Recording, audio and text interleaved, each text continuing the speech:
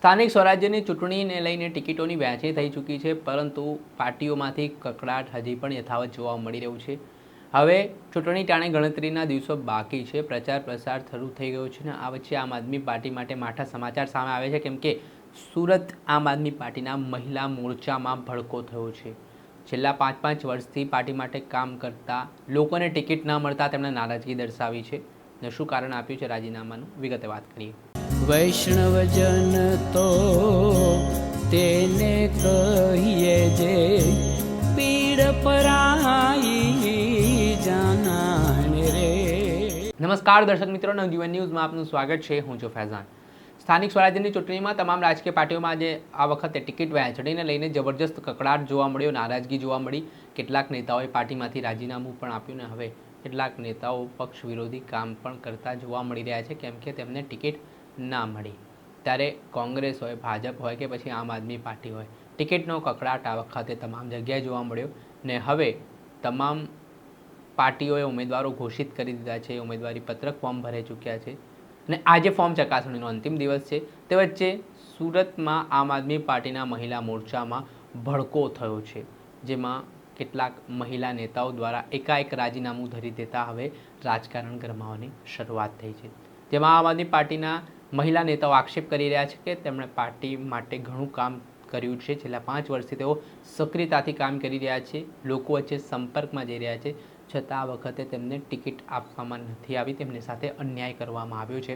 તેના કારણે આ નારાજગી સાથે તેમણે આ રાજીનામું આપ્યું છે, જેમાં રાજીનામા આપનાર સુરત મહિલા મોરચાનો પ્રમુખ જાસ્મિકા ડાવરા, ગીતાબેન લિંબાચિયા, સોનલબેન પાંડોલ, પૂનમબેન તિવારી સહિતના અનેક જે આગેવાનો સંગઠનના જે લોકો હતા તેમણે રાજીનામું આપ્યું, જેમાં સંગઠન મંત્રી અલકાબેન પાંડે, ઇન્દિરાબેન, સહસંગઠન મંત્રી નીતુબેન ગુપ્તાએ પણ પદ છોડી દીધુંની વાત સામે આવી છે। સાથે જ શહેર મહિલા પ્રમુખ નીતાબેન પટેલે પણ રાજીનામું આપ્યું અને મહિલાઓની અવગણના પાર્ટીમાં થતી હોય તેવા આક્ષેપો કર્યા। પહેલા સાંભળો રાજીનામા આપનાર આ મહિલા નેતાઓને। હું ગીતા લિંબાસિયા, સુરત શહેર મહિલા ઉપપ્રમુખ। અમારી પાસે જે પાર્ટી જે અમને ટાસ્ક આપતા હતા એ ટાસ્ક અમે પૂરા કર્યા છે।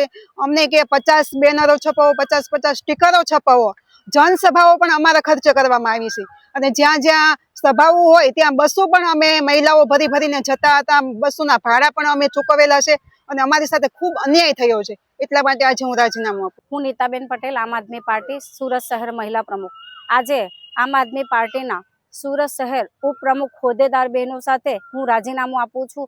રાજીનામું એટલા માટે આપું છું કે મારા બહેનો સાથે અન્યાય થયો છે અને એ અન્યાયની સાથે હું મારા બહેનો સાથે હંમેશા ઊભી રહીશ અને હું આજે રાજીનામું આપું છું।